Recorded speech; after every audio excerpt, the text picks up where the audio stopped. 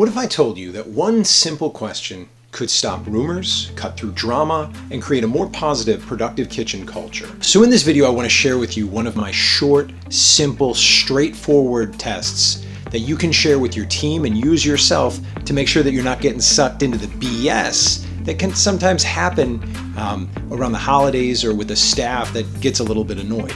As a chef with 30 years of experience, I've seen firsthand how adopting new philosophies can completely transform a leader's approach.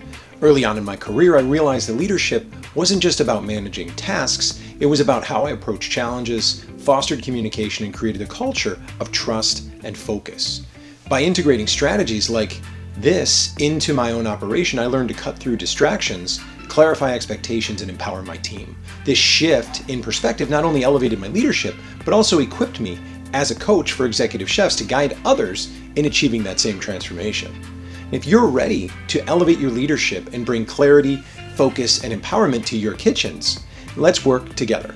Schedule a call with me today using the link below in the video, and I'll help you implement these proven strategies like the one in this video to transform your operation and leadership. Don't wait to take the next step.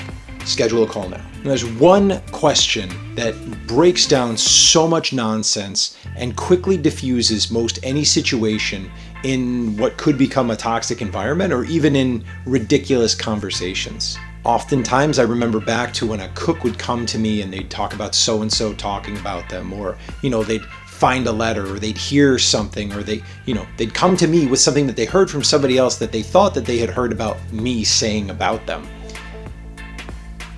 And very easily, you can dispel a lot of these things by asking a very simple question of, is that the truth?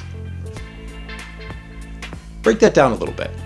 One, if you ask it to yourself, right, you're not likely to get sucked into, again, nonsense, unrealistic thinking. When you're asking yourself if something that you've heard is true, it leads you to at least remove yourself and the emotion from it and seek out the truth. Understand what the evidence is and understand what the truth is. When you're using it to inquire about something that somebody's hearing, hopefully they're going to seek out the truth as well, and then they can separate from the emotion and the overreaction that they're feeling based on something that they heard, maybe secondary, maybe it's just something that's completely made up and completely unrealistic. And ideally, the most incredible effect of this is when it actually starts to work its way into your team and into the culture of your kitchen, is that people will ask those questions and they can dispel rumors much more quickly amongst themselves. Somebody hears somebody talking nonsense at the water cooler or in the walk-in. You've got somebody who's going to just simply ask the question, is that true? Is that what you heard? Is that the truth, right? And you can very quickly cut nonsense when things that aren't true stop moving around and don't become a part of greater conversation. Because sometimes rumors, conversations, things that aren't even real become very, very overwhelming. They spread like wildfire and become incredibly emotionally driven, and people tend to react to those things. It's a high-level human skill to be able to separate from the emotion of hearing something negative about yourself. It's even harder to remove yourself from the emotion of something that you're passionate about. But when you remove the emotion and the emotional response, I'm convinced that I am far more effective as an executive leader. And I can guarantee you that you're going to be a far more effective executive leader by doing the same thing, by not getting sucked down into the emotion and kind of falling victim of nonsense. Right, so at the end of the day, when it all comes back around, it's, is that true? When you hear self-doubt in your head, is that true? God, I'm terrible at this job. Is that true?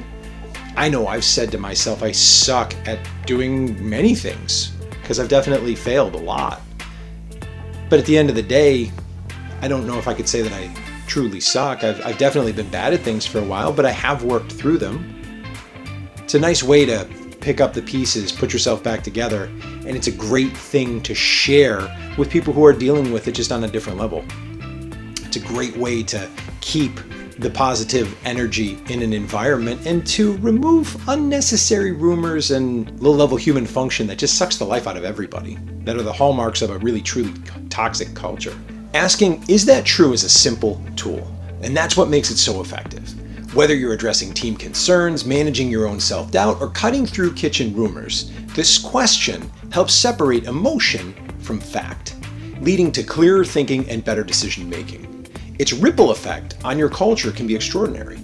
Imagine a team that mutually seeks out the truth and avoids being dragged down by unnecessary drama.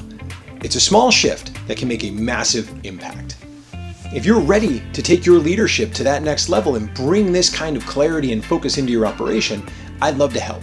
Schedule a call with me using the link below in the video, and let's work together to build a team and a culture you can be proud of.